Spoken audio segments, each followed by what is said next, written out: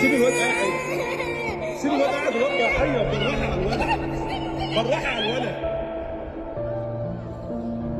حسبي الله ونعم الوكيل. زمان كانوا بيقولوا ان الجواز سترة، دلوقتي بقى الناس كتيرة قوي بتسأل ليه البيوت بقت بتتقفل اكتر ما بتتفتح. كل سنة مئات الالاف من حالات الطلاق بتتسجل، بس الطلاق عمره ما كان بيكون بسبب خناقة واحدة. الطلاق بيبدأ من حاجات صغيرة وبتكبر كل يوم.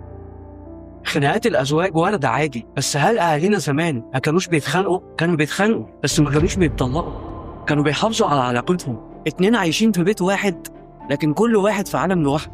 الكلام بقى بيتحول لأوامر والنقاش بقى خناقة. بتسأل نفسك ليه حالات الطلاق زمان كانت أقل بكتير من دلوقتي؟ السوشيال ميديا يا صاحبي سبب كبير قوي، مقارنات ملهاش نهاية، حياة مثالية موجودة بس على انستجرام. كل واحد بقى شايف إن حياة غيره أحسن. طب أنت مش نافع لها وهي مش نافعاك، إيه ذنب العيال؟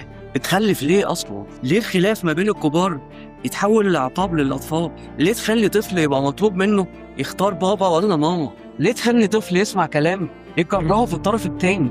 الطفل مش بيفهم تفاصيل المشاكل الكبيرة دي، بيفهم الغياب، بيبص دايما على الكرسي الفاضي وعلى الوعود اللي بتتكسر. في انفصال بيحصل باحترام يخلي الطفل يعيش سوي، وفي انفصال تاني يخلي الطفل يعيش وسط حرب.